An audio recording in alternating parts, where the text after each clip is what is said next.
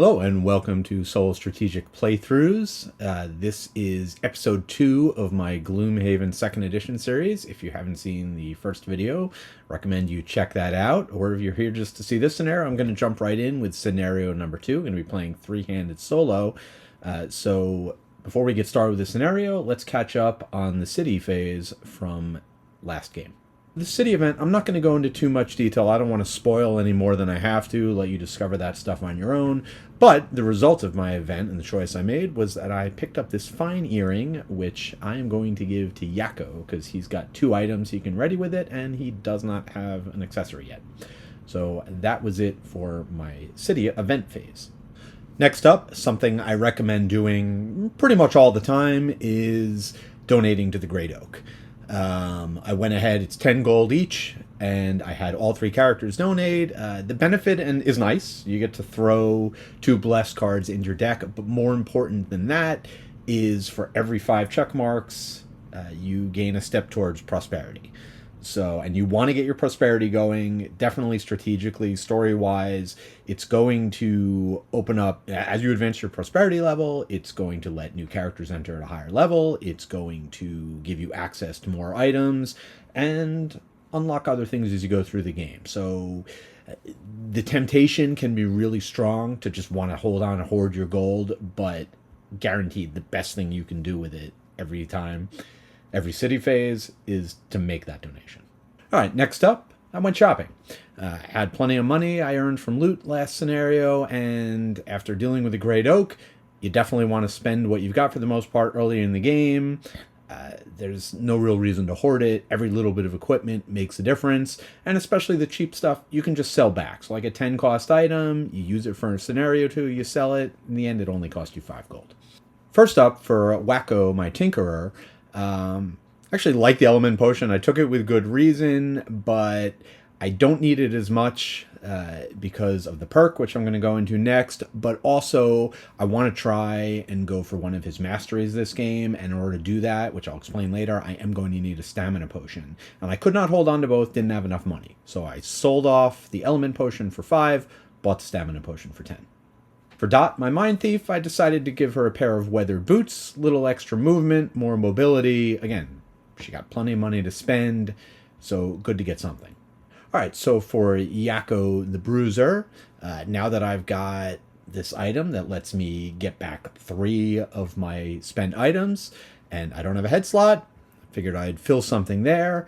And so I got him the scouting lens. He's already got plenty of ways to get Pierce, but more doesn't hurt. And again, this is one of those items that's really cheap and easily replaceable and will come in handy. Speaking of perks, as I have an opportunity to advance my character, I did get 3 check marks on Yakko, 2 from his battle goal, 1 from the treasure chest he looted. And for him, I decided to take the special ability that anytime he uses a card for his lost ability, he gets to create an element. I'm going to be losing a lot of cards this coming scenario, in fact 11 of them, as that is the mastery goal. Having completed the city phase, I headed out to the scenario with my road event, and again, not going into all the details, I had an opportunity to sell a stamina potion. I did, for a bunch of golds, but I did end up selling off Dots. Again, I'll be able to get one next time around. Just taking a quick look at my campaign sheet, and I highly recommend, not even recommend, it's almost a necessity that you download campaign sheet from the website. There are some significant changes in terms of events and when things unlock, so you definitely want to use that. It's available from the official website. There's details about it in the FAQ. I don't even know what to pay attention to. I'm just going to use the one I downloaded. You can see I did gain faction +1 in 2 of the factions. This is something new in Gloomhaven 2nd edition. Instead of just reputation that's tracked for 1, you've got 3 different factions that you track reputation for. And I've read some strategy that says you should definitely go after one of those at least pretty aggressively to gain the benefits and to influence the story. I did have an opportunity with my event, but I ended up getting the item instead. So I'll pay a little bit more attention as we move forward in my strategic choices, deciding which faction I want to advance with. But I also gained 1 inspiration because I'm playing with 3 characters instead of 4. So after 12 scenarios, I will get to unlock a character class. So, there is the campaign sheet, and now we are ready to arrive at the scenario and see what's up. All right, so we have arrived at scenario 2. I've been dispatched to deal with cultist activity, and when I arrive, there's demonic figures and cultists in front of an altar performing some kind of ritual. So, and I just have to bust in. I have to kill all the enemies. These two guys in the center here are cultists, and then we got a couple night demons. You can see I start up top there. There are a couple of doors that lead into the unknown. Also, another interesting scenario rule is that had to modify the cultist deck before the start of the game. The only action the cultists are going to be taking, at least for now, is to summon living bones every other turn. So, and that's going to happen on 63, so I know about that. I can kind of factor that into my planning. But first up, I need to deal my battle goals and see what I'm trying to do in addition to kill all the enemies. As always, or as will usually be the case, if I have an option to take 2 check marks for one of my battle goals, I'm definitely going to do that. So for Yakko, he is going to be an overachiever this game, as he has to kill an enemy and open a door in the same turn. That seems pretty... There's lots of enemies here. There's probably going to be a couple living bones as well. So I'll kill one of them. I'll run through the door, see what happens. Hopefully taking out one of those traps first.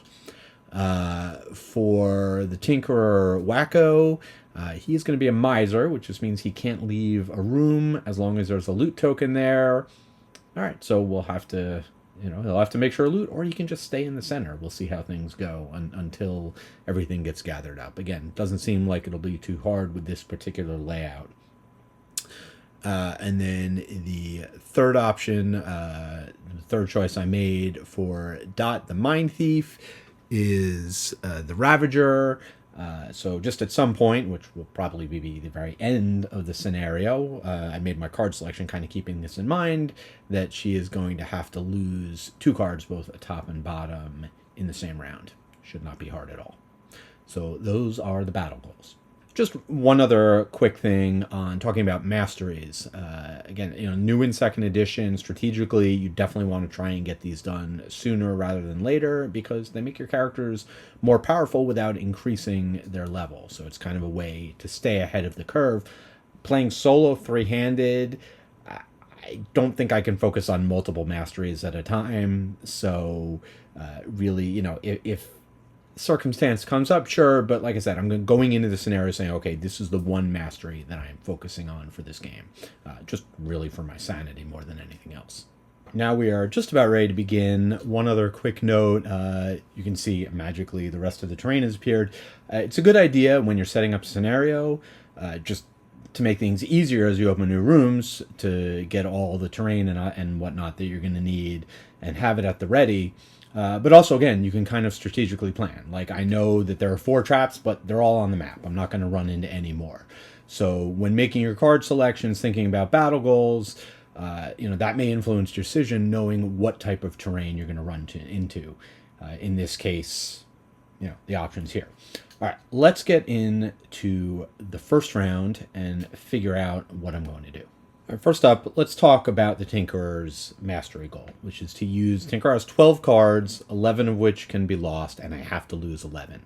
That seems like, oh, no problem. You just blow them all. Well, it's a little bit more complicated than that.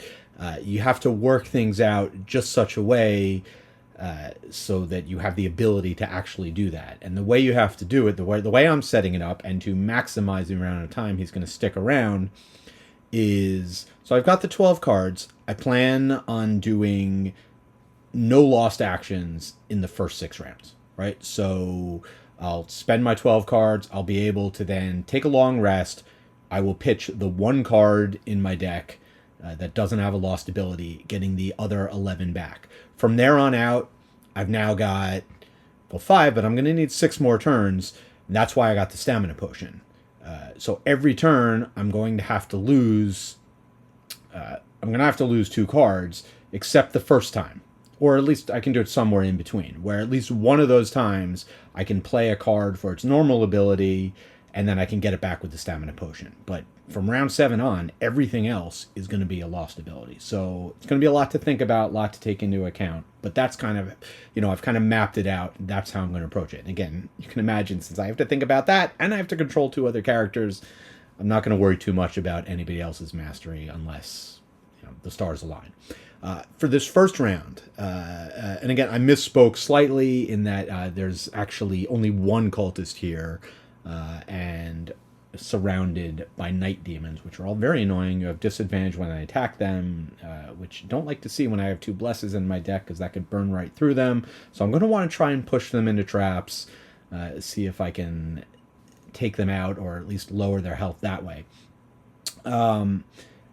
But the first thing I'm thinking here is I'm pretty far away from these guys. So I'm not going to be able to just run in and dominate like I was in scenario 1. Instead, what I want to do this first round, and again, I know what the cultist is doing. He's just going to be summoning a living bones on 63. In theory, could I kill him before that happens? Maybe, but he's an elite, and I'm nowhere near him. I'd have to blow quite a few cards to do it, so I'm going to have to deal with at least 1 living bones.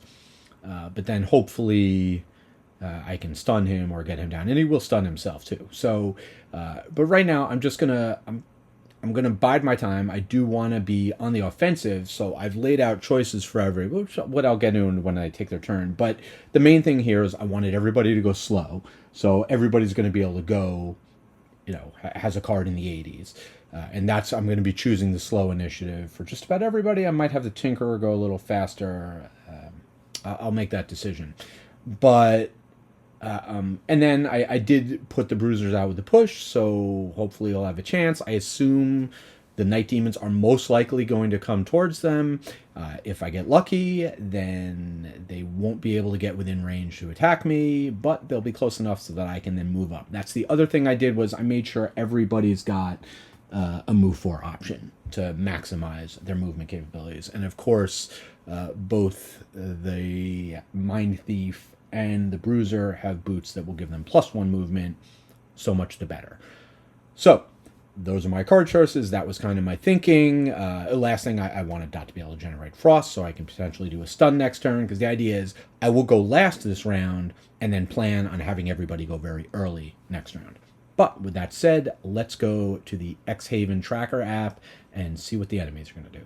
So you can see here, I've got the app up. I've entered my initiative. It didn't really matter for the Tinkerer 80 or 76. I just want the Tinkerer to go before the Bruiser and the Mindthief, because he can potentially poison something that one of the others could attack. So those are entered, and of course we got the Cultist and the Night Demon. And one of the nice things, again, about Gloomhaven, you can see here, it shows in the lower right corner of the card how many cards are in the deck. There's 8 in the Night Demon deck. It is already taken care. The app has taken care of the Cultist deck, and only those 2 cards are available. So, again, I cannot say enough about how much I like this app. Great job. All the little details in there so far. Let's go ahead and draw and see what the Night Demon's going to be doing. All right, so unsurprisingly, the Night Demon is going very fast and normal movement. It's 3 and 4, which means I don't believe they're going to get in range of me. So everything is going according to plan. I'm sure with the Gloomaniacs running around and all these demons, I will not be saying that a few turns from now, but we'll see what happens. So the Night Demons are up first. They're going to be doing their normal movement, then attacking melee if they can get in range, and then this is important, damaging all adjacent enemies and allies. So again, very important that we do them in order, starting with Elite. And just a note, with these lovely 3D printed bases, this guy does not have 1 health. He actually has 11, so these counters on only go up to 9, so I put a 10 on there to show that he's actually got 10 hit points, plus the 1. So he's at 11, and he's going to go first. He's going to move 1, 2, 3. Now, he's got 1 more movement. He's Elite. He's moving 4, and he has either spot. He can move forward 1 or diagonal right to the 1. Either one will take him the same range to his focus target, which is the Bruiser. But in the case of a tie, you do top to bottom, left to right, so he is going to go here. So next up are going to be the non-elite Night Demons, starting with this guy who's number 1. He's going to move 3 towards his focus, which is the Bruiser. 1, 2, 3, and then he is going to go ahead and do a damage to the elite, knocking him down to 10. Thank you for that help. And then last but not least, 1, 2, 3. Unfortunately, he does not get within range. Lovely as that would have been, he does not do any damage to his allies. But that is it for the Night Demons, and now we are up to the Cultist. All right, so the Cultist is going to summon Living Bones, again using the tiebreaker as close as it can get to us, and then do 1 damage to himself and stun himself.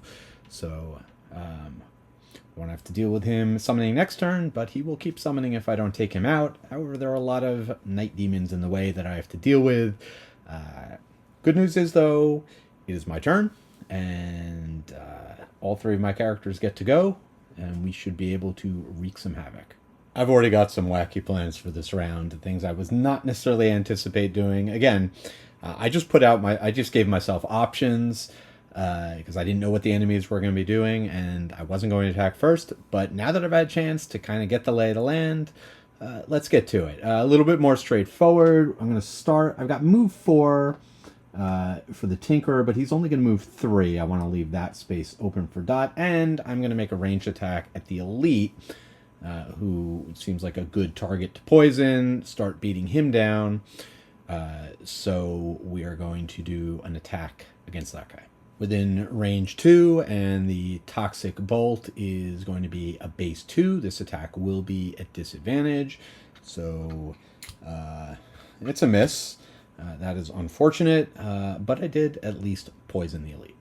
So if you watched my first video, I made a whole thing about how you're losing cards as precious commodities, treat them like your highest level spell in D&D. You don't want to burn them all. They significantly shorten your game life.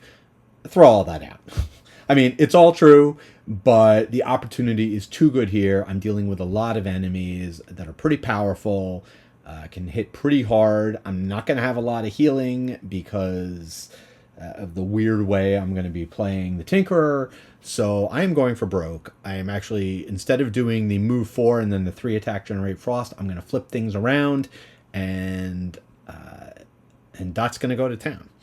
So first off, we're going to use the card on the right to do a move 4, 2 attack, stun, generate frost. So that is going to be 1, 2, 3, 4, hopping right in the middle of the mayhem here. And Dot's attack is actually going to be on this guy back here. So that will be a 2 attack at disadvantage. Oh my god, did I shuffle these? I mean, well, that is about as bad as it gets. I definitely shuffled, and not only did I miss, but I lost my times too. But I did intend to use poison. I forgot to mention that, but that's the reason I was targeting somebody different, to use the poison dagger. The good news is they are stunned. Well, having missed the attack, I will, however, go ahead and use the other card to go ahead and summon the rats. So they are in play, and just like that, I have fulfilled my battle goal. I've lost 2 cards, so we'll see. I also gained 4 XP, so let me not forget to do that. But a mixed bag turn for Dot. Hopefully she can do a little better starting next round. All right, and last up is Yakko the Bruiser, who is going to move up to engage this Elite. Again, just only moving 2. And then I suppose I could move around. No.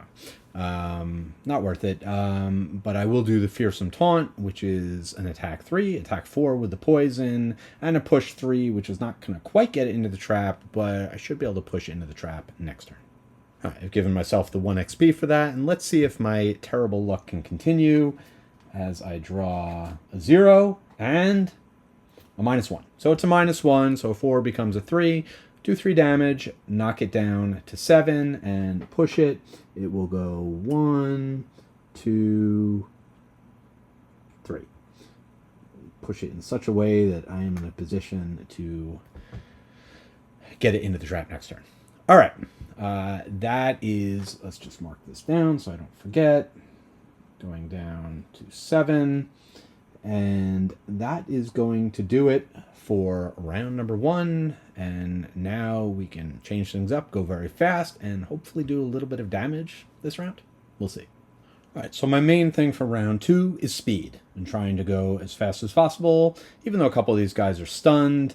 I particularly want to go before this Night Demon, because if things work out as I plan, with the cards I've chosen for the Bruiser, I'll be able to kill him by pushing him into both traps. So I have chosen the Bruiser's fastest card, which is a 15. Meanwhile, we're going to work on getting people towards the other traps, which is going to require the hook gun, some pulling. So that is what the Tinker is going to do. And then, of course, I wanted to use my stun card that I set up by generating Frost last turn.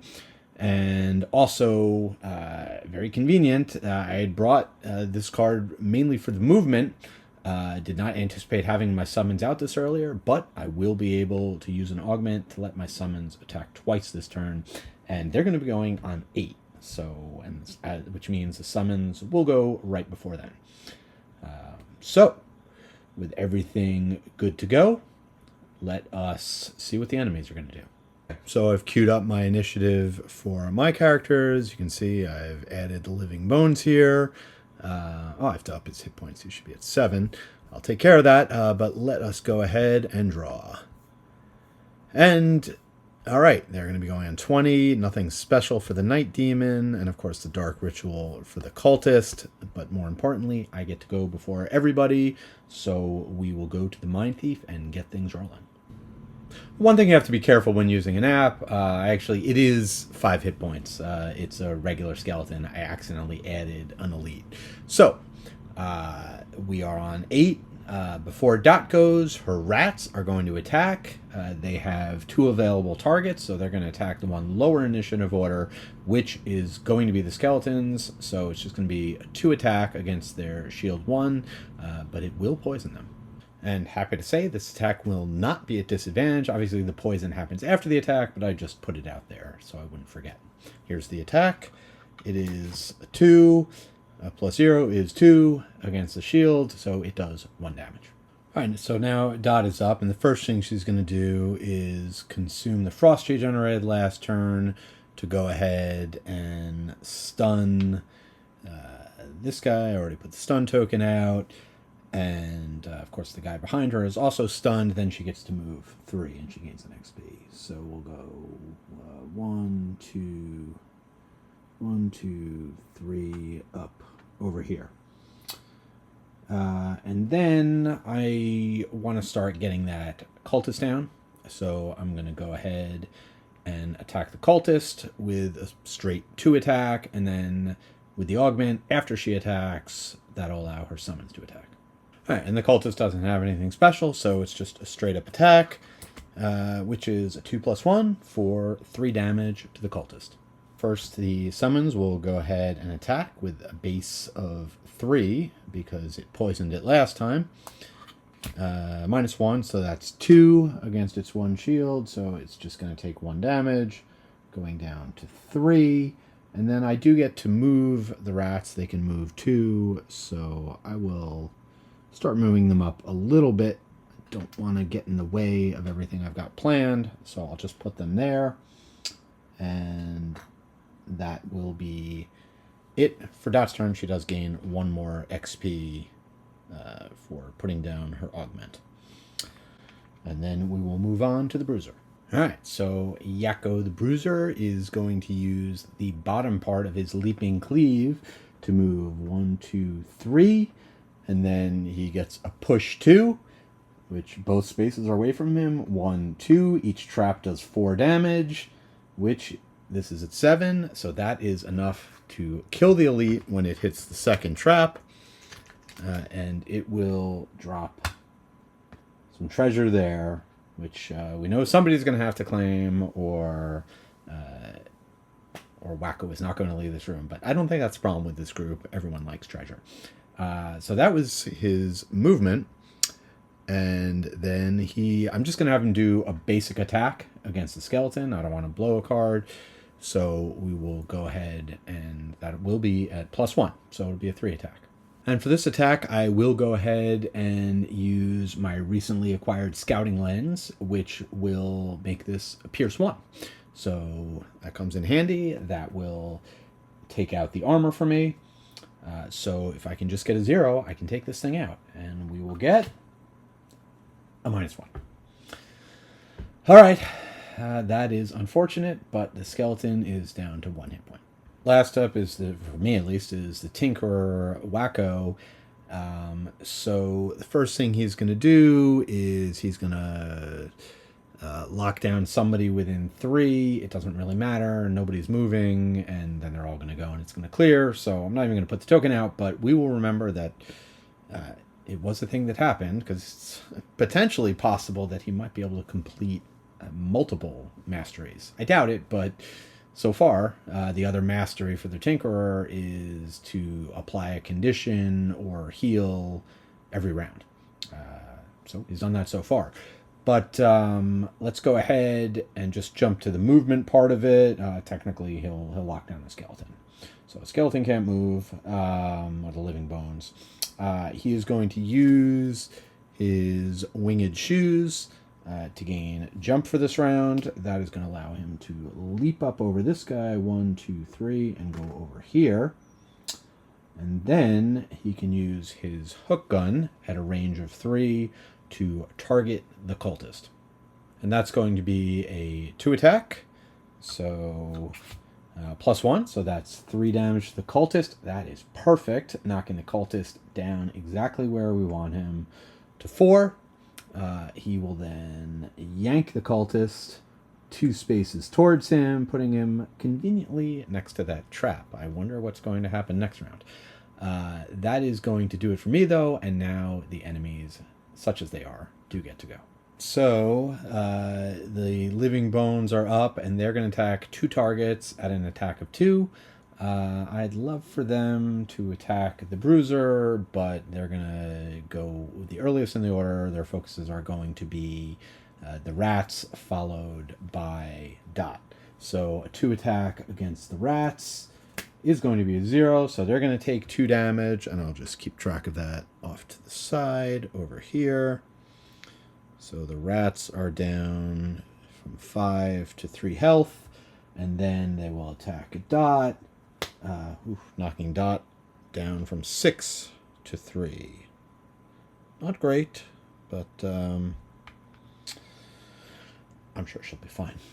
Okay, so that does it for the living bones attacks. Now everybody else is stunned, so they're not going to do anything. I'm pretty sure that means they don't generate elements. I think stunned creatures... Yeah, I don't think the cultist is going to damage themselves, so I'll have to double check that, but I'm pretty sure no abilities activate. We'll see next turn if it even matters. Oh, and I should mention that the skeleton does also heal himself too, but because he's poisoned, all that does is remove the poison.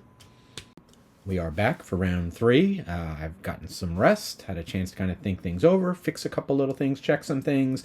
Bruiser should only be at 10 hit points to start. I fixed that. Also with the Bruiser, I double-checked the mastery goal is 3 times the Bruiser needs to kill an enemy in the same turn that he pushed or pulled it, and doesn't say he has to attack, so he did push an elite into the trap, so that's accomplished as the elite died. And so now I've done that 2 out of 3. So that's something I don't have to think further about this game, and that's nice. For this round, here's my thought process, how it flowed out. Initiative order was kind of a very important factor, what attacks I'd be doing. First up, I want to kill the cultist by just moving it into the trap. It's at 4 health, traps deal 4, perfect. So the Mindthief will do that. Mindthief just has to go before 63, so no problem. Now, the other thing I was looking at is the Bruiser and his battle goal to attack kill an enemy and open a door in the same round. A little bit harder than I thought. You have to be very opportunistic to get the enemies where you want them to, especially with the summons on the table that you can't entirely control. So I'm going to do that this round. I'll plan on hopefully killing the living bones. If not, then maybe the night demon. I had to give myself some flexibility with the bruiser to be able to attack both of them, because since I am having the rats go first and I can't control their target, there's a possibility they attack and kill the living bones. In which case, just turn our attentions to the night demon. Again, I've given myself an attack that will allow me to get either of them, and then I've got the movement to open the door. So hopefully we can make that work. And then for the tinkerer, I'm waiting a little bit longer in the turn. Intentionally probably let the night demons that are still alive, if the one in the back is still alive, go first so they can get in range for an attack. Also just probably do some basic movement so that I can pick up some loot, because I don't want to mess up his battle goal by leaving the room without looting.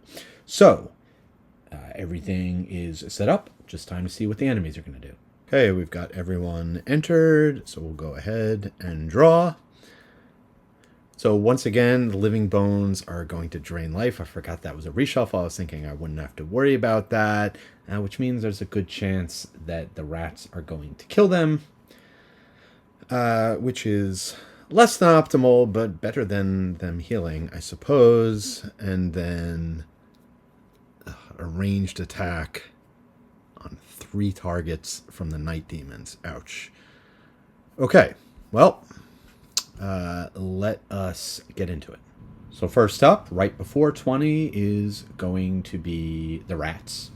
So they are going to, with 3 targets, they're going to attack the lowest initiative, which is the skeleton, or the living bones. So we will go ahead and draw. This attack is going to poison them. They are currently not poisoned. So base attack of 2 plus 2 is a 4. So that is going to take them out. Doesn't really matter that they were poisoned. And new rule in 2nd edition, all enemies, spawned, summoned, otherwise, do drop loot. So we'll pop that down, and now we can move on and take Dot's turn. So the first thing that Dot is going to do is going to use her Submissive Affliction ability, the bottom. Choose an enemy within ranged 4, move it 1. This cultist is going to blindly walk into the trap and succeed in killing himself. He was at 4 health, now he is at 0. So that is good. Now, Mindthief does have the Scurry ability, move 3, attack 2, and I definitely want to use that. So unavoidable that I'm going to get attacked by the night demon, at least in the back. So at least if I'm next to it, it'll have disadvantage. So I will use my full 3 movement to go up here. I'm going to attack the other night demon, though. And then I can have the rats attack that, and hopefully the 2 of them can soften it up enough for the Bruiser to take it out. Dot's attack will be just a base 2 at disadvantage, which, wrong deck. Is going to be a -1, so it is just going to do 1 point of damage to that guy, and then after that attack I can then go ahead and have the rats attack, so I will do that. They will poison it and then get a -1, so this has actually made things pretty tough for me. Next up will be the Bruiser. I had wavered a long time, thought about having the Tinkerer go on 22 for just such a situation in case I had to kill the Night Demon and needed to do more damage. I didn't, so well, we'll just have to see what happens, as the Bruiser is going to go ahead and attack with, it's able to attack 2 spaces, so we can reach the Night Demon. The middle one is wasted, and it is going to be a base 3 attack. Don't have any wind to spend, unfortunately. +1 from the poison, so we are at 4. So if I can get a 0, I can take it out. Of course, with a disadvantage. +1 and +1. Okay, so 5 damage. I do manage to kill this guy. Oops. As the poison token goes flying, I'll find that later. And drop coin, and that was the attack. And now I get to go ahead and do 4 movement. So I'm going to go 1, 2. We're going to open the door. And 3. And then we will see what has happened in the other room. And here's the situation. In this room, we have discovered a pair of frost demons and a treasure chest back behind them, some piles of rubble, and 3 living bones over here. And taking a look, again, another nice feature of the Xhaven app. And so you can see in the Xhaven app, there's actually a button for different triggers in this scenario. So I was able to just click that, and it went ahead and populated the Frost Demon and the Living Bones, draws cards for them if needed. Obviously, the Living Bones had already drawn a card. The Frost Demons, they are going to be locking everyone down within range 2. There's no frost to consume. They don't need heal. Living Bones are going to be moving and attacking and healing. And so, just going back to the map, it is, all those things will happen after I finish the Bruiser's turn, and the Bruiser is going to nope out of there. He did have 1 more point of movement left, so he is going to back up out of the room and loot this token. And that is going to be it for the Bruiser's turn. Now we will do the Frost Demons, who have no one within range 2, so they do nothing, thankfully. And as for the skeletons, the elites are going to go first, starting with this guy over here. He's the lower number, randomly placed. Just going to move 2, so he can only get 1, can't get any closer, so he'll stay there. This guy will move 2 towards the door, and then this guy, the non-elite, just has to move 1. So he will move up, and that is it for them. And now, unfortunately, we have to deal with the Night Demon and its attack. Night Demon is going to do a 2 attack at range 3, 3 targets. It's only got 2 targets in range. It is going to target Dot and her summoned Swarm. Again, base 2. It would consume Night to muddle them, but there is no Night. I did double check that since none of the Night Demons, they were all stunned, none of them were able to generate the Night element last round. So we will start with the attack on Dot at disadvantage. It's going to be a +1 and a -1. So that's just 1 damage, knocking Dot down to 2. Hopefully the rats can survive as well. Not at disadvantage, a straight up attack is a -1, so the rats only take 1, going from 3 health down to 2 as well. So that is fortunate. I did not make optimal decisions this turn, but didn't pay too bad a price for it. So that is going to do it for the Night Demons. All the enemies, or the one Night Demon, that is all the enemies, which means that it is now time for the Tinkerer to finish out the round. So this actually works out pretty well, as Wacko is going to move 2 spaces up here to grab that coin, which he'll loot at the end of his turn, but I'll just take it now. And then he can go ahead and use Potent Potables to attack the demon. That is going to be a base attack of 3 +1 from the poison, so base attack of 4 at disadvantage. First card is a 0. We knew that, we accidentally looked before, and the other is a 0, so pretty good. That is going to be 4 damage to the Night Demon, knocking it all the way down to 2.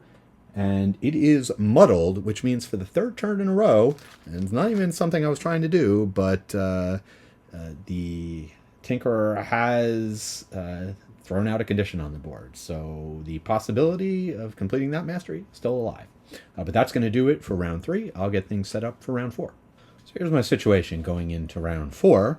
I got a whole bunch of enemies in that room that I am not ready to face, and I got 1 more Night Demon I want to take care of. So I'm going to have the Mindthief go very quickly on 12, hopefully finish off the Night Demon, and then have the Bruiser throw a dagger and run away. I'm going to be doing a lot of looting this turn, actually. And I'm going to have the Tinkerer do some healing. By the way, I do not think I'm going to be able to do both masteries. I was looking through most of the X abilities do not actually grant something, and since I'm going to have to blow them all at once, don't think I'm going to be able to make it happen. But I think with this setup, I am ready to go. Hopefully everybody gets to go before the enemies, but let's find out. And we're ready to go. Every enemy is set up. And so we just need to click draw. And a hasty assault for the living bones. Ouch. Okay, looks like I might finally be taking some damage, so we'll have to see how that goes. But and by finally taking some damage, I mean the Bruiser, but we still do get to lead things off with the Mindthief. But of course, even before the Mindthief, we're going to start out with the rats, which are going to move there too, up here, and go ahead and gnaw at the Night Demon with disadvantage for +1, so it's a 3 attack. +1 from the poison. That's a -1. That is 2 damage. That is enough to take that guy out. So that does it for the Night Demon. Almost wish that they hadn't managed to kill it out, but I guess odds of that were pretty high. Now it will be Dot's turn. For Dot, not much to do. I'm certainly not running into that fray with those skeletons coming in, wanting to attack multiple targets. So she's just going to move up here. Also healing herself from 2 to 4 in the process. And she will loot that, and we'll just let the other card go, so I'll actually keep my other augment. Next up are the Living Bones. Hasty Assault. The elites are going to move 5, then attack 2, up to 3 targets. But again, they're still focusing on whoever's closest. So we start with the lower number, which is in back. It's going to go 1, 2, 3... and then into the doorway is 4, and that is actually where it's going to stop. So we'll just remove the door for now. That is a very nice miniature. I like this one. It even didn't have to do anything special. It was like pre-assembled. Just a really good print job. It has that swiveling. But anyway. All right, now the enemy is going to attack. It is an attack 2 for the elite. It's just got the 1 target, so a base of 2. The times 2 is 4. Of course, I will use my armor to prevent 1 of that, so it's going to be 3 points of damage, knocking the Bruiser down from 10 to 7. Next up is going to be the other elite, which is going to be able to move here to get in position. It will attack as well. It is going to get a 0, which is just a 2 attack. I'm going to leave that here so I don't forget to reshuffle. Actually, I think that's going to be all the attacks that happen now. 2 more damage. That's another use of the armor, reducing it to 1. So Yako is down to 6 health.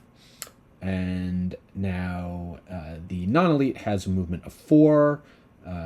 So 1, 2. Again, there's actually, yeah, that's a wall. So 1, 2. It's going to end up there. Cannot get through the door 3, 4, so he'll just hang out back there, and that is going to do it for the Living Bones. Boy, you know, I had every intention of just throwing a dagger and getting out of here, but things changed. I got these enemies on top of me, and I took a look at what are my next 2 cards. So the last 2 cards I'm going to be drawing, I still have the Trample, which is my card that lets me move through enemies and attack them. They're all going to be bunched up. Where I'm currently standing, I am not at risk at getting, because of the choke point at the door, the frost demons are not going to be able to get to me. So I think I'm going to stay right here. I'm going to flip it. I'm going to get in a couple of attacks. So the spare dagger, I can attack the adjacent elite and nullify its shields. And then I've got another attack I could get in, so that's what I'm going to do. So first I will attack the elite here with a 3 Pierce 1. And that is going to be a -1, so that's 2. So that is 2 damage to the elite skeleton. That being the case, I will go ahead and use the other attack and hit him again. This time just have to deal with the shields. But that attack is going to be a 0, so that's just 2 damage, which is just going to be 1 more damage, and an XP, but I am well set up to make some things happen next round, and hopefully get a little help from the Tinkerer before that happens. But that is it for Yako the Bruiser. Next up, the Frost Demons. So you can see here the Frost Demons, they're going to move 2 and then do the Cold Claws attack. Also generate Frost. I'll just do that now so I don't forget. And yeah, again, make sure we move the lowest guy first. Not that it really matters, but he'll move 1 to get a little bit closer, and that's as much as he can do. The other guy can't get any closer, so he'll just stay where he is. They generate the Frost. That is the end of their turn, which finally brings us to the Tinkerer. And Wacko's original plan was to actually, I was going to heal the rats and then run over to this door and loot the treasure there. But instead, he is just going to move up here, loot that, and he will heal his good friend the Bruiser, who is about to do something crazy and run into that room full of enemies, where he cannot follow because there's still unlooted treasure. So, so I'll go ahead and heal him back up to 10, and that will do it for round 4. For round 5, I am diving right into the fray here with 2 of my characters anyway. I am going to be having the Bruiser attack a whole bunch of enemies. I'm also going to be able to get the Mindthief and the Rat into play. A little bit more support coming from the Tinkerer. It is definitely going to be tricky to do this goal of losing 11 cards. I'm starting to think that I might be better off going for the other one, but I don't have to make that decision just yet. And now it's time to check out the enemies. You can see I've got the Mindthief on 14, Bruiser on 18, Tinkerer on 34, facing off against Living Bones and Frost Demon. So let's go ahead and draw. All right, so all my guys are going to be able to go first. Frost Demons are going to be charging in and hitting for 2. Not too bad. The Living Bones targeting a whole bunch of people, but again, just melee. And I should be pretty well spread out. Those are some pretty tough attacks, though. Okay, well, I will go first and kind of plan accordingly as the Mindthief is up. As usual, the rats are going to go first, and they're just going to move 2 towards the nearest enemy. So that's it for them. No attack, obviously. Now, not yet anyway. Now the Mindthief is up.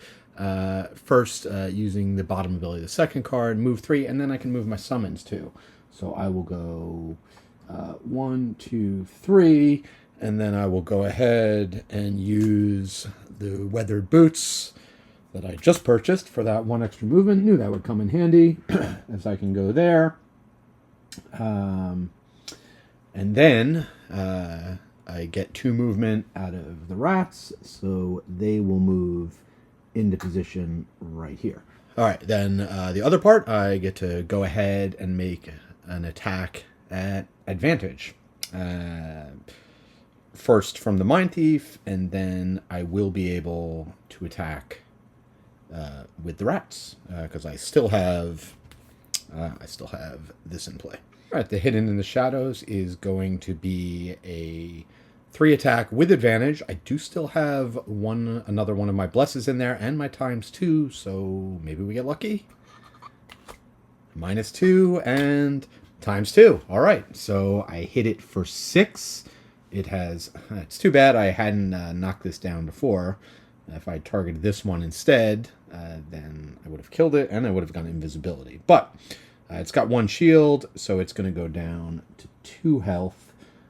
But now the rats are going to get an attack to follow that up, and they're just going to be their straight to attack, though they will poison it. It is a 2. It is a 2, so not quite. Almost got them. They're down to 1, but I do think that hopefully the Bruiser can finish them off. So that is going to do it for the Mindthief.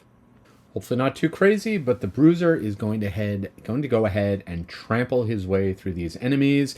He's got to move 4, but we will also use his boots, which will give him +1 movement. So he's actually got 5 movement, and he's going to use that 5 movement, and I did double check the wording on this. So he moves first, then he attacks, and this is very important. So it is going to be 1 2 up over here, 3, 4, 5. Now, now he gets to do his attack on each of them. The Frost Demons have Retaliate, but he will not be next to the Frost Demon when the Retaliate happens, since technically he's already finished his movement. The attacks are taking place from here. So I don't have to worry about Retaliate damage. But let's go ahead and roll. All these attacks are straight up, though again, I still do have a bunch of times 2 in his deck. Already gone ahead and given the Brute 4 XP for going through 4 enemies, and we will go in the order he moved through them. So starting with the Elite Skeleton, who's down to 1 and poisoned, that is going to be a -1 on a base of 3. So +1 for the poison is 4, is 3, minus the shield is 2, still good enough. So we have taken out at least one of the enemies. So off to a good start. Now we will go for the other Elite Skeleton. This is going to be a straight up 3 times 2, which is going to be 6. It's at 4, so it is going to die as well. That was my hope, that I might get lucky enough for that to happen. I did. Now the attack against the Frost Demon. Again, straight up. Let's remove that. That is going to be a -1. So only 2. These guys do not have shields. This guy goes down to 5. And last but not least, he will attack the skeleton right next to him. Straight up, a 3 times 2. So, wow. And that is not an elite. He's got 5 health and a shield, which means he's dead. That was a hell of a thing. Yeah, and so I was going to use his other ability probably just to do an attack, but I might as well pull one of the enemies towards me and throw up a Retaliate. I'm actually just going to take a look at what their movement would look like to see which way is most advantageous for me. With the Provoking Roar, I can pull an enemy within 3, so I can target either of them 2 spaces towards me. You can pull an enemy through one of its allies, so long as it ends up in a separate spot and follows a rule of moving 1 closer with each step. And that is what I'm going to do, because they have 4 movement. If I were to pull the closer one, he'd just attack me, and the other one would run around the other side. But this way, I am actually not going to have to worry about getting attacked by both of them. One of them obviously will be able to attack. So this guy, I will pull 2 towards me. I have activated Retaliate 2. So we'll certainly get to take advantage of that. But that is going to do it for a fantastic turn from Bruiser. Tinker is going to be up next. Not much he can do. I'm going to go ahead. I'm going to use the bottom ability, continue to either healing or hitting something every round. So he's going to go ahead and I thought about healing up the rats. Actually, you know what? I am going to heal up the rats because of the Retaliate. And the rats are going to run up and hit them, so at least they'll survive a little bit. So the rats are going to go from 2 to 4. And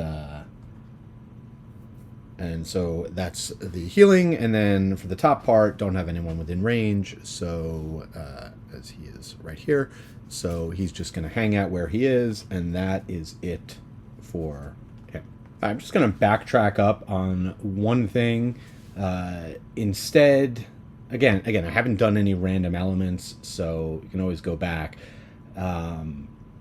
Just at the end of the Bruiser's turn, when I did the pull effect, I'm actually going to pull the closer one, who was down to 5 hit points. The reason I'm doing that is because I was thinking, well, they won't get attacked, but then they just wouldn't target, because they can't get in range, but they can get within range of the rats, and I don't want that to happen. I'd rather the Bruiser take the hit. So this guy is actually going to go 1, 2, 3, 4, get around. He'll attack the Bruiser. He's going to take Retaliate damage. So I am getting in a little bit of extra damage with that. So it's another reason that's worthwhile. Bruiser will gain 1 XP for that. And let's see. I've reshuffled the deck since I got the ×2 last time. And it is going to be a -1. So it's just 1 damage. knocking the Bruiser down to 9. And now the other one is going to attack with disadvantage from the muddle, a 0 and a +1. So we'll take the 0, so that'll be 2 more damage, and then he will take the retaliate damage, as the Bruiser can give as good as he can get. So this guy no longer muddled, but down to 3 health. And obviously living bones are all gone, so we don't have to worry about them. That is the end of round 5. And just one other order of business. Again, I always forget to do this, but again, you have to declare a short rest at the end of your turn. I did intend to do that for both the Bruiser and the Mindthief. So I'm going to go ahead. I am going to, at this point, this is still in play. It could stay in play, but I'd rather it be back in the deck so I have the extra card. So I am going to shuffle up now just 8 cards because I did do the double loss. And the Mindthief is going to lose this if I'm willing, or I can pay 1. So let me take a look and think about it. So the card I drew, Empathetic Assault, it's the only healing option I've got. Ironically, I'd have to lose 1 health to keep it. And again, and it's a good initiative, but I have plenty of other good initiative. There are other cards I think I'd be more sad to lose, particularly anything with good movement or things that let me move the summons so I can start getting it back in the other direction towards the other room. So I'm going to go ahead and let this one go and not lose a health. Also, why didn't I long rest with the Mindthief? It's because then the rats wouldn't go until 99. I'd like for them to have an opportunity to go before the demons. So that's why I'm doing the short rest, and I will let this card go, and then let's see what we end up losing for the Brute. As we again shuffle them all up. And the Brute's currently at 7 health. So again, I'm probably just going to be inclined to whatever comes up to let it go. So his healing card as well, also pretty good movement. So again, I'm just going to look through and see how I'd feel if I didn't hang on to this. I think in this case, I actually do want to hold on to this to have the extra healing and the looting ability. There's a lot of coins in here further out in this room. As you can see, there's those triples there, so I could get within 1 space and loot all of them. I can do that in 1 action. So I'm going to keep that card, and I'm going to pay the 1 life, and we're going to go ahead and lose this guy instead. Yeah, which is fine. Air generation, not going to be a problem as I get into the round very soon where Tinker is going to be generating elements every turn. So that's my lost card. We'll take that into the mix. Also, I am going to go ahead and use the necklace. And now that I'm taking a short rest, that will give me my other 3 items back. Round 6. I've actually spent quite a good amount of time thinking about what I want to do here, about how I want to proceed, because all the possibilities of getting all this loot. I can't even open this door. If I want him to open the door, I can't do it until I've looted those 2 coins. So that's something I have to work on. Ultimately, I decided not to go after all of the coins, to be at least a little bit more conservative. I do want to get the chest. I obviously need to get everything around here. But I think I've got a plan. It involves taking these guys out this round. So the Bruiser, I am planning on using his big 7 attack to just try and take that guy down in 1 shot. And for the Mindthief card that gives advantage to kind of ensure success on that, along with the rats will probably move up and attack. And of course, if you kill an enemy, you don't take the retaliate. For the Tinker, much simple, he's just going to go loot. But let's see when the Frost Demons are going. So my crew is going very fast on 14, 15, and 16, and the Frost Demons are going on 58 and doing nothing special. So we'll kick things off with the rats, who are going to move towards the nearest enemy, move 2 over to here, into the door frame, and they will then attack for 2 and then poison. And that attack is going to be a 0, so it is going to be 2 damage, knocking this guy down to 1, and he will retaliate against the rats, knocking them from 4 down to 2, but that guy is poisoned, and now the Mindthief can go ahead. There are a couple of ways I can go about this. I could just move here and use attack ranged, attack melee attack from 2 spaces away with that augment. But I can actually get that loot next round. I don't need to get it this round. I can do it while the Tinkerer is long resting. Again, I do want to get that treasure chest. I want to get closer to it, and I've made a decision that I'm not going to worry about the three coins up in the corner. Maybe at the very end of the scenario, I'll have an opportunity to race out there, but not a priority. So what I'm going to do is I'm going to do the move 3 and curse the enemy. So we will grab a curse and just throw it on top of the deck so I can shuffle it in. And then I am going to do the 3 attack with advantage. Again, it's poisoned. Anything other than a miss. So this way, at least, I guarantee that I will take it out. So let's go ahead and see what the result is. It is going to be a 0 and a 0, bringing me ever closer to that automatic miss. But that is going to take this guy out. He will not retaliate. He'll drop a 2nd coin in that spot, and that will do it for the Mindthief. The Bruiser's up next, and I'm going to have Yakko go ahead and do the overwhelming assault and attack for 7. Hopefully we don't miss here. That would be unfortunate. Don't have advantage, but I got a +1, so that's 8 against its 5 health. So that is going to take out that guy. And again, because he's dead, no retaliate. And then I'm just going to use, this is going to seem weird, but I'm just going to use my movement to go here. And loot that. And then we will move on to the Tinkerer. Tinker, very straightforward, and this will end my chance of doing the battle goal where I heal or condition something every round, but that one's pretty easy. I think I will do that one. I think it's pretty easy. So that one I will attempt next game. For now, I'll just go 1, 2, 3, loot that coin, and that is going to be it for the Tinkerer. Round 7 is pretty straightforward, so I'm not going to bother going through the whole setup. I'll just jump right into it. No enemies on the board, so the Mindthief is going to go first, and not the best use of my movement. A little bit of wasted, but 1, 2, 3. I do need to be able to move the summons off of the spot, because that's where I want the Bruiser to end up, so the summons, I can control it. Obviously, the summons does not move if there's no enemies. New in 2nd edition, if there are no enemies, you can have the summons move closer to your character. However, they started this turn next to each other, and the summons goes first. So this way, by playing this card, I can move the summons a bit. That's that, and then I can use Scurry to get up to the treasure chest, which is up here. So just 1 point of wasted movement, not too bad.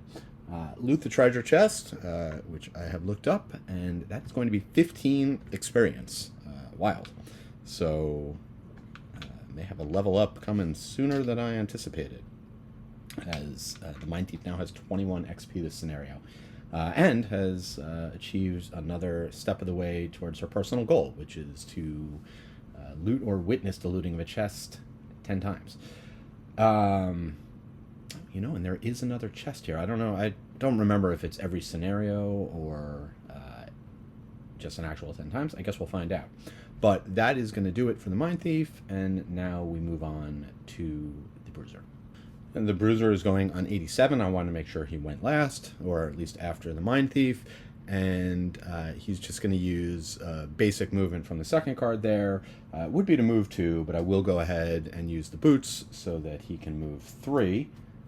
Just trying to be optimal. He'll go here, and then he will use the other card to heal himself from 6 up to 8, and more importantly, he will loot 1, which will give him lots of gold, as he will collect everything in the area. And now the miserly Tinkerer is finally ready to leave that central chamber. However, first he has to complete a long rest.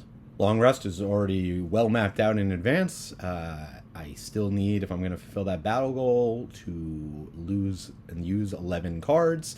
I've got 11 of them in my deck, and this 1 card that is not. So this is the one I'm losing. Wacko was already at full health, but he does get his winged shoes back, and that is the end of round 7. So, round 8, we're ready to go. Everybody have chosen cards already. Not a lot of choices. For the Mindthief, only had 3 cards left, so it was really a question of... and I only need... I got the 4 movement, which is as much as I can move. For the other choice, it was which card do I not want to potentially lose if I take a short rest. Though I'm not even sure. I may take a long rest for the Mindthief. We'll have to see depending on what's going on in the other room. For the Bruiser, again, I'm just moving into position and giving thought as to what cards I want to be able to use next turn. So I'm definitely thinking ahead for where I want the Bruiser to end up and what he might be able to do. And of course, the Tinkerer is going to walk in, and I need to start using lost cards. I'm going to use one lost card now. I'm going to stamina recover the other, and then I'm going to be using 2 lost cards every round from there on out. So I'll have to kind of really plan that out to figure out. I did make sure I've got 5 on the bottom, 5 on the top, not including the one I'm playing this round. So the first lost card I'm going to do is to go ahead and get the decoy into play. That way I can open the door, if necessary, back up, drop the decoy, and buy myself a little bit of time to get into position and do all my other stuff. So that said, no enemies on the board yet, so we can get to it. First up is the Bruiser. Not a lot going on, so I'm just going to move 4, 1, 2, 3, 4. Get him in position in the center of the room, ready to continue to move up and hopefully be able to attack and do some damage next turn. So that's it for the Bruisers. The Mindthief is even more straightforward. All he's got is a move 4, so 1, 2, 3, 4. That is it for the Mindthief. For the Tinkerer, has a move 4. I'm going to summon the Automaton, so move 1 is going to be to open the door. So I will go ahead and get the next board set up and see what we see, and then finish off his turn. Well, the cultists have been busy while we've been away, filling this room with living bones. There's 4 of them down here in the corner. There's a chest up here, and a couple of earth demons. So let's go over to Gloomhaven and see what they're going to do. Okay, drawing for the living bones are going to move 3 or 4 and attack, and the earth demon is going to an earth eruption, move 1 and attack area effect. So what I'm going to do is take a moment now to figure out exactly where that's going to leave everybody positioned, and then I'll finish up the Tinkerer's turn based on that. So I know that the living bones are going first, and the elites are going to go first among them. The elites are going to be moving 4, doing a melee attack. So this guy's going to go first. He'll end up here by the door. This guy will end up in the door frame, which means I don't want anybody next to the door. So I've got 3 more movement. Now, with the Miser, I looked this up before. I am not in the room. The door spaces are considered between rooms. So I'm okay to leave this space. I'm not leaving behind any loot. So it just says don't exit a room that has loot in it. So since I have not yet entered the room, I will take a step back with my second movement, third movement. Good enough. I'll leave myself there for positioning. And then, as I said, we don't want the decoy to be next to the door, so I'll summon it over here. Still a prototype version. And that will give me my first 3 XP. And since I am losing a card, I will use my newfound ability. I will generate air that perhaps the Bruiser will be able to use next turn. So that is going to do it for the Tinkerer, and now I can go ahead and resolve the living bones. So starting with this one, 1, 2, 3, 4, it'll move towards the door. This one, 1, 2, 3, 4, into the door frame. We'll just take that down for now. And then the others are going to resolve. Starting with this guy is just going to move 3, 1, 2, 3. Then this guy, 1, 2, 3. So that's it for the living bones. Nobody to melee attack. And for the earth demons, they're only able to move 1, so we go with the lower numbered one. Number 1 here is going to move here and then do his attack, which is not going to hit anybody in the pattern it's in. So that is going to do it for round 8. All the enemies are nice and bunched up, so hopefully we can start to do some big attacks. And just thinking ahead, one thing I'm just going to swap these, have this guy move here, Drop the decoy here. Reason being, I'm not going to have a lot of movement for the Tinkerer since I have to use, in fact, I think I've only got one movement left. Maybe two with the rocket boots. But at this point, I just want to be in a good position where I can start throwing ranged attacks. So round 9, I will be going before the enemies, hopefully. Very quickly on 18 and 19. I'm going to do some more push and pull trap chicanery with the Bruiser and the first of many large attacks from the Tinkerer. So now let's just see what the enemies are doing and get to it. If it wasn't apparent, the Mindthief is going to do a long rest this round. So here we go. 18 and 19 for me. The Living Bones and the Earth Demon are going on 45 and 83. Looks like the Earth Demons aren't even moving. That's good. And nothing special for the Living Bones. Okay. We can kick things off with the Bruiser. First up, the Bruiser is going to use Provoking Roar. So he's going to move 2 right here. And then he's going to pull an enemy towards him. And it is going to be this guy right into the trap. So the Elite goes just off the bat from 7 health down to 3. And then he is going to go ahead and do a skewer. He will be able to use the air that was generated last turn by the Tinkerer to gain the full bonus. So now we just need to draw and see if we can take this skeleton out. This is a base attack of 4 with Pierce. So a 0 is going to be good enough to eliminate that one. And hey, I fulfilled my mastery again. Doesn't matter. I already did this scenario, but once again, I have managed to push or pull an enemy and kill them in the same round. So that is, and I will get an XP for that, putting him up to 10. First things first for the automaton. He is unfortunately not very smart. He's not smart at all. Doesn't have a brain. He's just going to move 2 into the doorway, serving himself up as a very juicy target.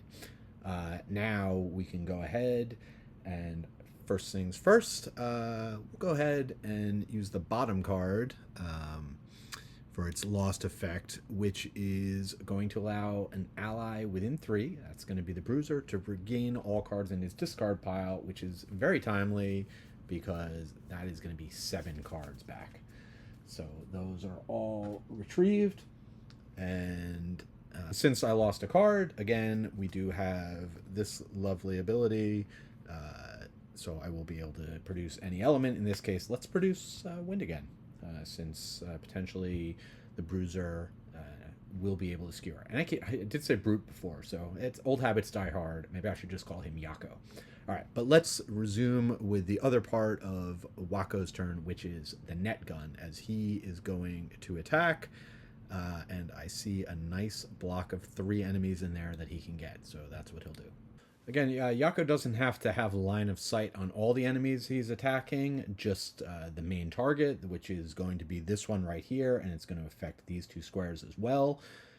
So we'll go ahead. It is a base 3 attack. All 3 of them will be immobilized. Not that any of them are planning on moving, but base 3 attack. So we'll go ahead. We'll start with the Elite Living Bones. It's going to be a 3. -1 is a 2. It's got a shield, so it just goes down to 6. Then we'll go against the one next to it, the other Living Bones. That's going to be +1, so that is going to be 4 -1 is 3, knocking it down to 2. And last but not least, throw off an attack on the Earth Demon, base 3, -1 is 2. So just 2 points of damage to this giant guy, which knocks him down to 10. And of course, he also got 3 targets, so he'll get 3 XP. It's going to be a lot of XP incoming for him this game. That does it for me. Now it's time for the enemies. And since I lost a card, we'll go ahead and generate Frost. And just taking a quick look at Gloomhaven, you can see that the Living Bones are going first. They're going to move and attack melee, but none of them can move. The Elite one, unless they manage to kill the decoy. So the Elite is going to go ahead and take his attack. And the Living Bones would target 3 targets, but again, he's only got 1. that he can get. So targeting one with a base attack of 3, -1 is going to be 2 damage to the decoy. You know, I said the decoy wasn't very smart, but that was... He ran in and he stoppered up the doorway so nobody can move through. So that actually worked out pretty well. The other 2 living bones can't move. They're going to stay where they are. Then we go to the living demons, the earth demons, and they're not moving, but one of them can attack. It's a base attack of 4. Times 2. So long to you. I cannot lose a card to prevent that. Not sure I would anyway. He's gone. And technically 2 of these guys were immobilized, but again, nobody was moving. So that guy's cleared out. And last but not least, they will generate Earth. Now, the other, if it had movement, it would move. Because, you resolve 1, but they were move 0 anyway. So that is it for the enemies. Last but not least, the only thing I need to do is the long rest for Dot. And very simply, Dot is going to get her items back, heal back up to 6, and we're going to lose this card, which I don't really need to be moving enemies around anymore, given that all the traps are gone. So now we are officially done with round 9. We can get ready for round 10. All right, round 10, just some housekeeping items. During the Tinkerer's turn, I did mean to play the Stamina Potion to get back the Ink Bomb. You can use Stamina Potion and get back a card you played that round, because you play the card, then it goes to your discard pile. It's still your turn. So I'll go ahead and do that. So I have all my options. I am going to play the Ink Bomb this turn. And then the other thing is, on 99, even though Dot was long resting, her rats should have moved 2 spaces. So I'll just move them up. And now we can get into going through the cards I chose. So this is a pretty complicated round to trying to figure everything out. Mainly because ultimately I want to send the Tinkerer into that room. There's a bunch of things he can do in there. However, he cannot leave right now because of this coin here. Well, he can, but then I'd be giving away 2 check marks. So I have to figure out what I can do. I do have the Ink Bomb, so I can get off another attack this round and just drop what's basically a useless card in the heal and the other one. But in order for him to get in there next turn, it's also complicated by the fact that every card I play has to be a loss effect, so he's only got 2 movements left. So it'd be nice if he could go and loot that, but then I'd be giving up one of my only 2 movement cards. I want to hold on to those. So what I need to do instead is have Dot the Mindthief get there as quickly as possible. She'll do some of the movement this turn, she'll do some of the movement next turn, and then she'll be able to loot that coin, and then hopefully that should free up Wacko to head into the room. Meanwhile, I do like having that clogged up, so I plan on sending in Yakko the Bruiser to do that. He'll have some attacks coming his way, but I will be able to throw up a shield. So let's go ahead and see when the enemies are going to go. And you'll notice here that I had to choose between the Tinkerer going on 46 or 80. I considered having Tinkerer go last because it's going to be muddling 3 enemies, but 2 of them are going to be attacking the Bruiser, so maybe there's a chance that I can fire that off now, or that the Tinkerer will be able to go before either or both of the enemies. We'll see. We'll find out right now, as I will draw for them. Nope, they're both going pretty fast. So either way, it doesn't matter whether I had done 46 or 80, but importantly, the Bruiser is going first. So let's go ahead and start there. Danger is Yakko's middle name, so the Bruiser is going to charge right in. It actually is only going to be taking 1 attack, so as it turns out, he is going to go ahead, jump in there with the shield bash, and then it's a question of where he attacks. It had originally been my intention to just go ahead and attack both these enemies, but they're going to be healing, so it might be better for me to go to the skeleton. Of course, the problem there is if I kill the skeleton, if I get really lucky, or unlucky, as the case might be, then I don't think I won't have a target for Wacko. So I think I have little choice but to go ahead and hit these guys, even though they're going to heal most of the damage back. And I will consume the air, so this will be an attack 4 with Pierce. It'll also give him an XP, which I'll add later. But first, attack number 1 is going to be a miss. So then attack number 2 is just going to be the 4 damage. So not that the Pierce matters. This guy's going to go down to 8, but I'm just going to leave that 10 there because he's going to go right back up to 12. So not a very effectual attack. Oh well, what can you do? That is going to do it for the Bruiser. Next up will be the enemies. We'll start with the skeletons. Only the elite is in a position to attack, so he will do so. It is going to be an attack 3.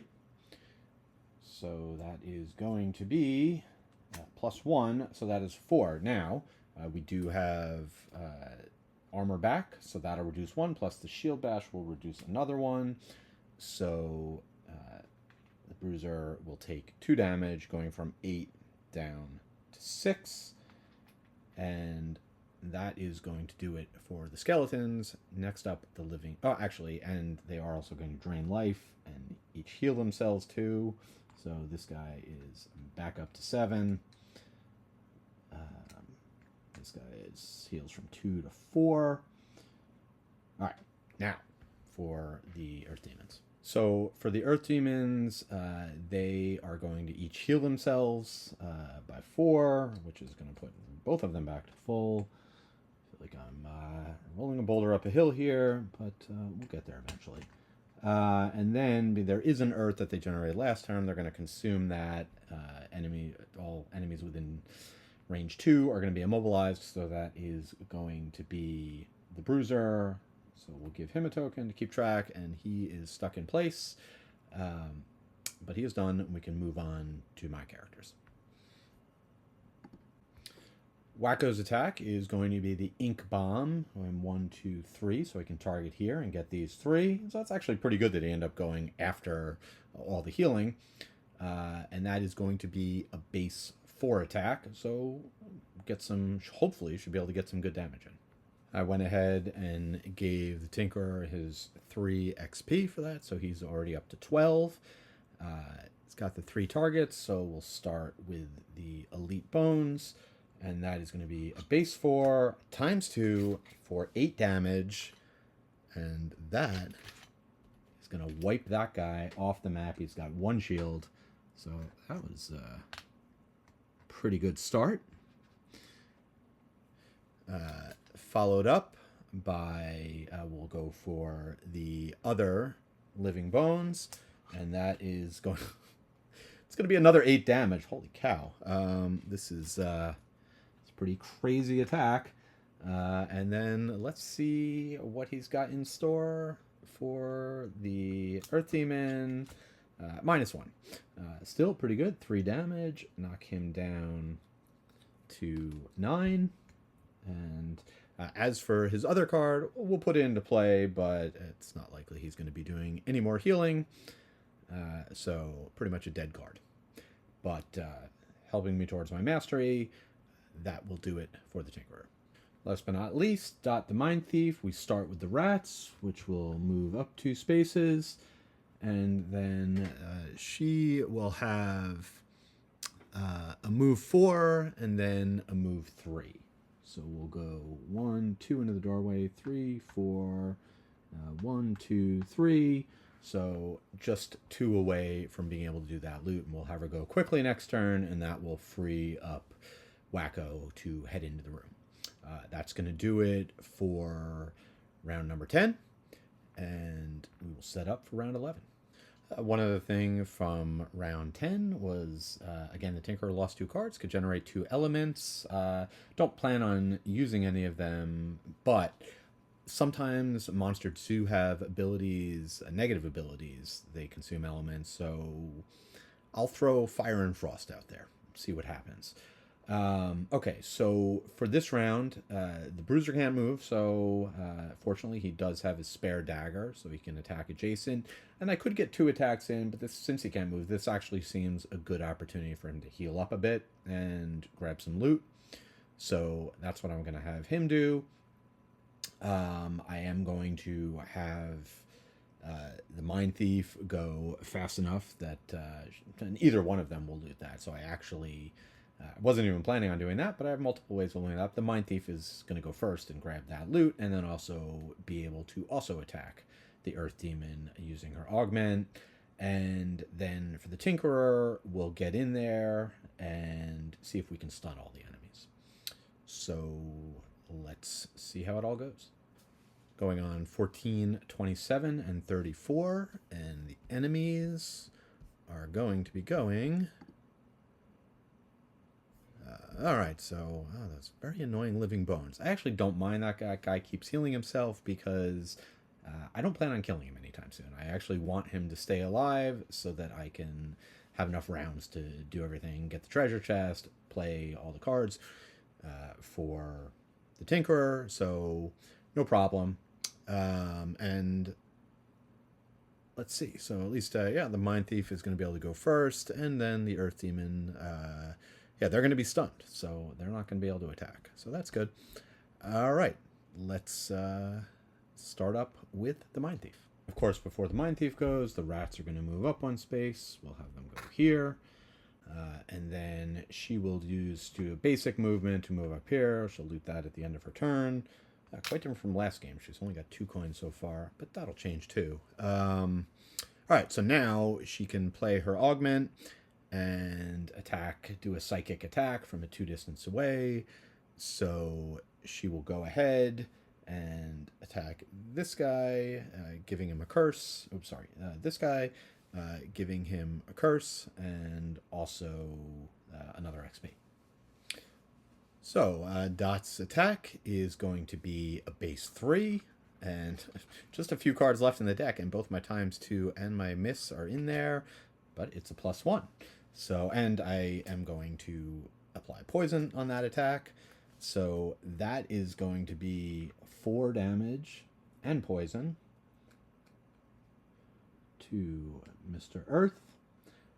And then I can actually move him 1 space, which I hadn't really been thinking about, but by putting him here, that will prevent the skeleton from moving into range and attacking this turn. So that is what I'm going to do.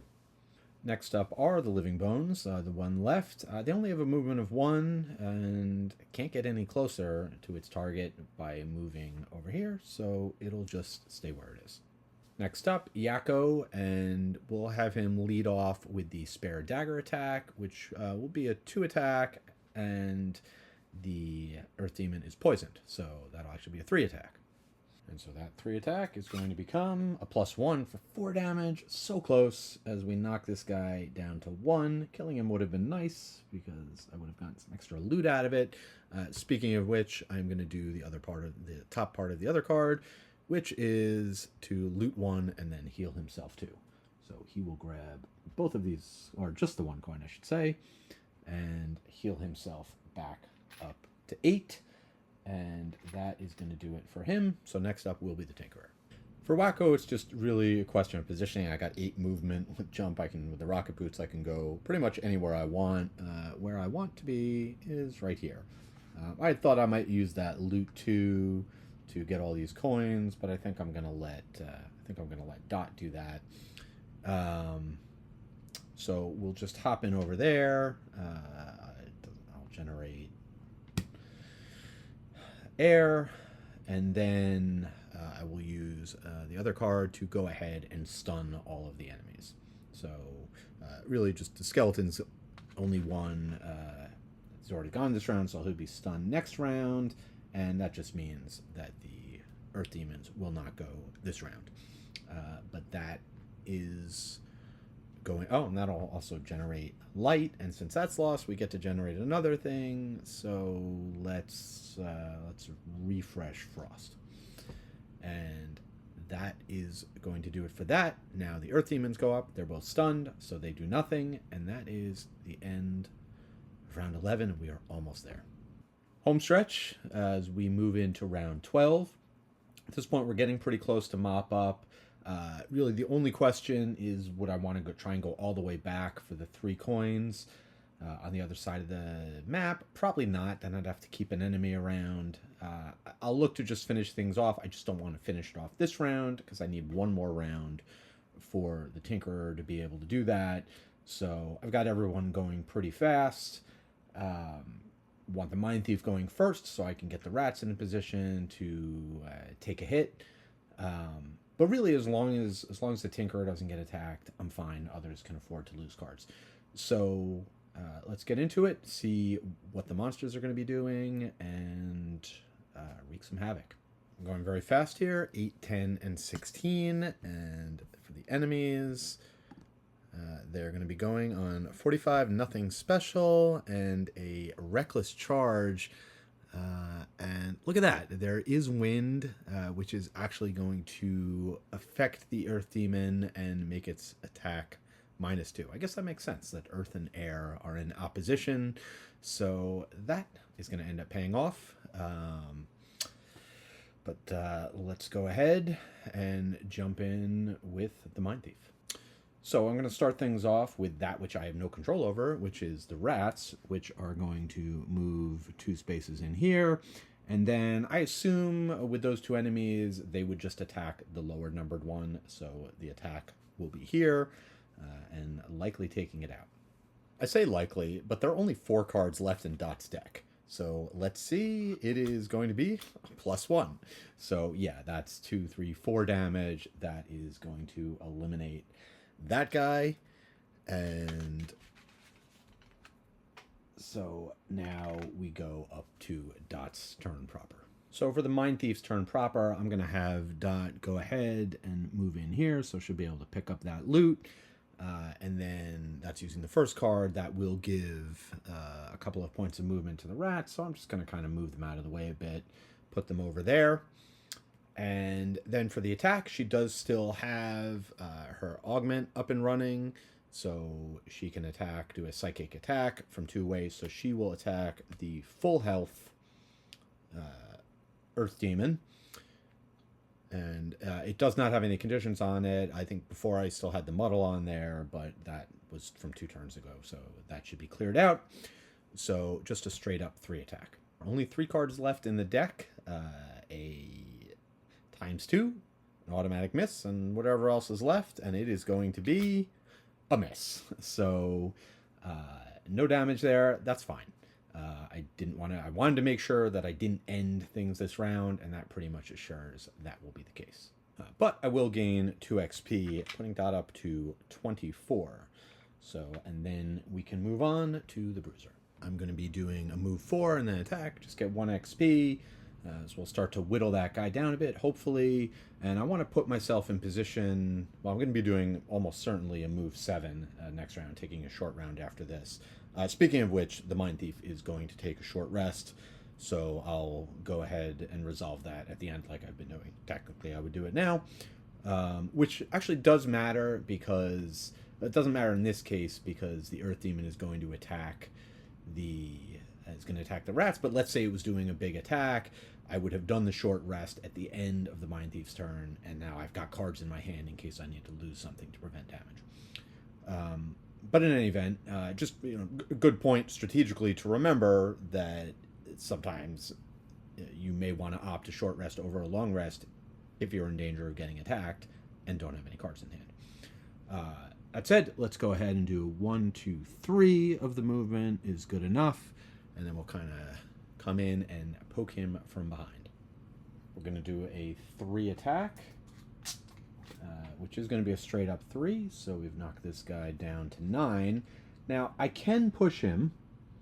I do have that option. Actually, I can't because of where I've positioned myself. But again, the push is optional. So I could choose not to push him. In this case, I can't because my ally's there on the other side. That's fine by me. I do get 1 XP for that, giving him up to 12. And that's going to do it for him. And we will move on to the Tinkerer, I believe. So I'm going to go ahead and do the short rest before I forget. Again, technically should have already done it for Dot. So I'm going to take back my Augment, shuffle it in, but really the only card here that I don't want to lose is the Scurry. I need that extra movement on the top. My plan is to hopefully loot that treasure chest. So let's see. That is not Scurry, so that is the card that I am going to lose. Certainly don't want to take a chance of screwing myself and losing the other one.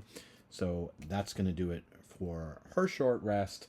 And now for the Brute, the card I really want to hold on to him is the 7 movement. Actually, and also the looting card. So let's see what we got here. It is neither of those, so that is the card. I will let that go and not spend the 1 damage to redraw. So I did have 1 card in hand, but now I'm back up to quite a bit more. So that will do it for the 2 short rests. Now let's do the Tinkerer. So this works out pretty well. I don't think I have to worry about accidentally killing both enemies, as I'm going to use the Flamethrower on the Earth Demon and the bottom part of the Toxic Bolt, which may well kill the skeleton. I've got a fresh deck, so let's go ahead and see how those attacks go.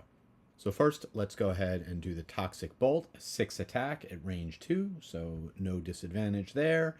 And that is going to be ×2. So actually very glad I did not do it the other way around, although it would have been a disadvantage. So that is going to wipe that guy massively off the map with 12 damage. And then I will go ahead and fire up the Flamethrower and shoot at the sole remaining enemy with a +1. So that's going to be 4 damage and a wound. So that's going to knock it down to 5. And then we can throw a wound token on there. And that actually might influence my strategy a bit. Because I could let this thing bleed out and maybe go back and get that extra treasure. Well, let's see. That is it for me. So now the Earth Demon is going to go. The Earth Demon, as we said, is going to consume the wind, which is going to give it -2. So instead of a 3 attack, it is just going to be a 1 attack. It's going to target the rats as they are earliest in initiative. It's also going to take a damage as it begins to slowly bleed out. It's down to 4 health. Oops. And we will go ahead and draw the attack against the rats. Is a 0, is a -1. So the rats continue to live another day, which almost would not have been sad if they had died, because now they might end up killing this guy earlier than I want to, if I decide to keep going. But actually, I can cancel it at any time. So as I go into round 13, I will give that some thought. Round 13, getting all the way back to loot that other treasure is all the way on the other side of the board is more effort than I want to deal with. Also, I have an opportunity to get more XP, which I think is more important in the long run. So I don't necessarily want the Earth Demon to die this round, maybe next round. So what I'm going to do, I'm planning on just finishing off the goal. He's not going to be doing, the Tinker's not going to be doing any attacking. He's going to play 2 non-attack cards. Plan on having the Mindthief head up towards the loot so he can loot it next turn. And then for the Bruiser to get the chest, and then hopefully just set up 1 more turn. So I can actually remove the rats at any point, summons, so I'm just going to do that now. So I'm going to end the summons so that they don't accidentally get a good... honestly, all it would take is +1 or better, and that would kill the Earth Demon. So don't want that to happen this round, would rather wait 1 more round. So we will remove them from the board and see what the Earth Demon is going to do. So here I am on 14/18/61, and the Earth Demon is going to be on 71 doing a ranged attack. Unfortunately, nature is not one of the elements available, so it will only have 1 target.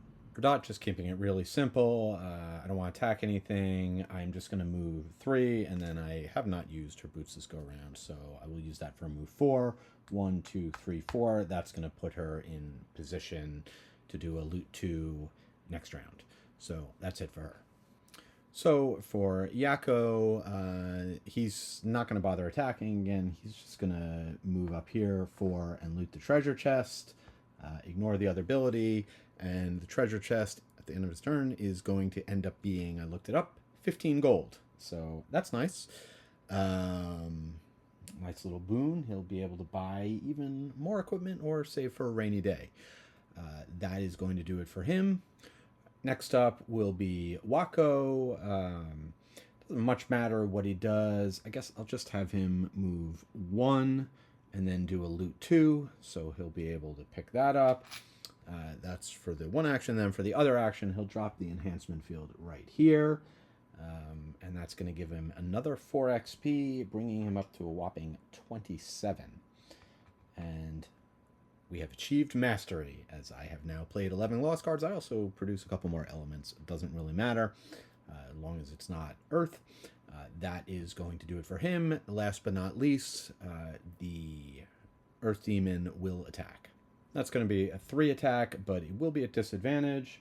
So a +1 and a 0 is just 3. So I believe that's actually the first damage that Wakko has taken this game, as he goes from 8 down to 5. And that will do it for round 13. That is going to exhaust Wakko as we go into round 14, as he no longer has any cards, but the others do, and they'll finish things off. Oh, and also he will take 1 damage as he begins to bleed out. Okay, now let's move on to the 14th and hopefully final round. No need to go too in depth. You'll see the cards as I play them. Let's just go ahead and draw. Okay, so odds are he will not even get to go this turn. We hope. Let's see how things go. And Yakko's going to get a nice little XP boost this turn, as he is going to burn a move 7 and then do a 4 attack for stun. So that is going to be 4 more XP, which I'll add on in a moment, but he's got 7 movement. He's just going to bring himself down here, and then he will launch his attack, which is actually going to be a 5 attack from the enhancement field. And that is going to be anything but a miss. Good enough.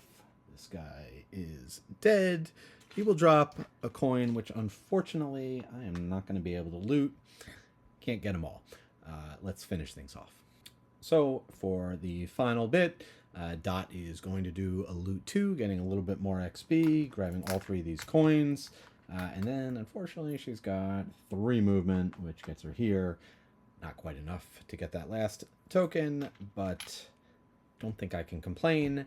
That is the end of the scenario. We have successfully completed it. Let's see what the rewards are. So, we've defeated the cultist for now, and one of them in their dying breath tells us something about the gloom, so we'll have to investigate that. We've unlocked a new scenario, so we'll continue. That'll be scenario number 3 is our next option.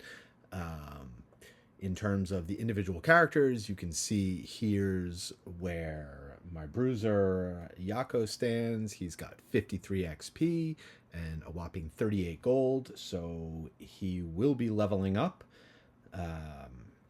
And he also got 2 check marks, so he will also get a perk. So I'll actually be getting 2 perks. We'll do all that in the next video.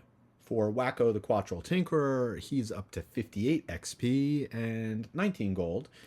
So he will also be leveling up, getting a perk from that, and he'll get a perk from having completed one of his masteries. And finally, Dot the Mindthief, at the clubhouse leader at 60 XP, also 27 gold, not too shabby. She also got just 1 more check mark, but with the 2 from last time, that will get her a perk. She'll get a level up for another perk. She is 2 of 10. It is in 10 different scenarios, her personal goal. So even though 2 chests were looted, still only counts once. But again, we'll take care of all that stuff in the next video. So there you have it. Gloomhaven scenario number 2 completed. Got a mastery done, which, as you can see, I really like the masteries because you have to change up the way you play the game. Really interesting, another layer of the strategic puzzle. Next scenario, we'll go ahead, we'll level up. I think I have actually unlocked a scenario for the Bruiser's personal quest, so deviate, do a little something different, and probably do that scenario. But as always, thanks for watching.